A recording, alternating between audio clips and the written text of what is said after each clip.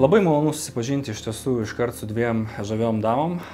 Įprastai, kadangi aš bendrauju su vienu žmogumi visada, tai dabar man yra tokia kaip ir užduotis, galima sakyti, pakankamai nelengva, tai kreipti žvilgsnį į jūs. Ir be abejo, dvigubai daugiau klausimų ir dvigubai daugiau atsakymų, kurie guli ant mano stalo. Pirmas dalykas, tai tiek Inesa, tiek Margarita, noriu pasidžiaugti, kad jūs pasiryžote tikrai stipriam pokyčiui savo gyvenime. Tai vien tik tai, ką mes padarysime per visą šitą projektą, jau leis jums gyventi daug sveikiau ir aišku atrasti savo naują gyvenimo kokybę. Tai pirmas dalykas, koks yra jūsų dienos ritmas? Na, aš gal pradėsiu nuo Margaritos tada. Atsikeliu 9, pavalgau.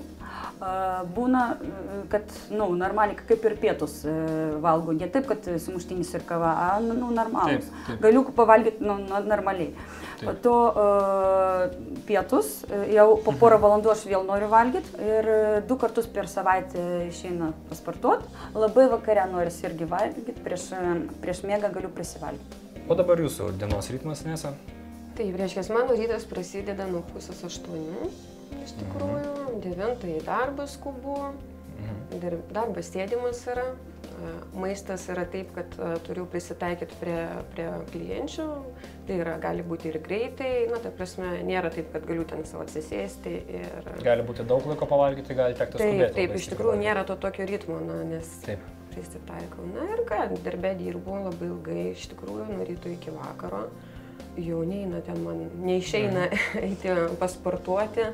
Tai šiuo atveju jūsų klaida abiejų yra ta, kad jūs valgote greitai, skubate, persivalgote ir tą darote jau ilgą laiką pakankamai. Šiuo metu jūsų laukia 10 dienų, kurios yra pakankamai, galbūt jums atrodo bent jau sudėtingos, iš tikrųjų tai pamatysite, bus ženkliai paprasčiau, nereikės galvoti, ką valgyti.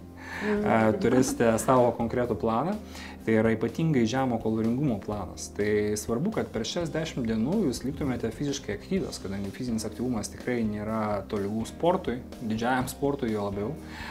Kitas dalykas, per 10 dienų gaundamas apie 700 kalorijų, tai yra labai mažai, jūs suteiksite organizmui tam tikrą stresą. Tačiau yra žinoma, kad didelis stresas yra be abejonės žalingas organizmui, nors optimalus stresas, kurį jūs gausite dabar, gali ir padėti. Todėl šiuo metu yra labai svarbu, kad jūs vartotumėte daugiau vandens, kadangi vanduo yra reikalingas visiems mūsų gyvybiškai svarbiems procesams.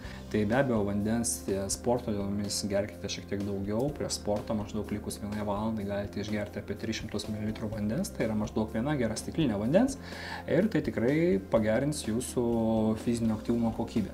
Esu tikras, kad po 10 dienų mes pasimatysime su tokiom pačiom šypsenom kaip ir šiandien ir linkiu jums šias 10 dienų nemeluoti savo, būti savo sąžiningom, tai yra labai svarbu ir pačių geriausių rezultatų. Ačiū.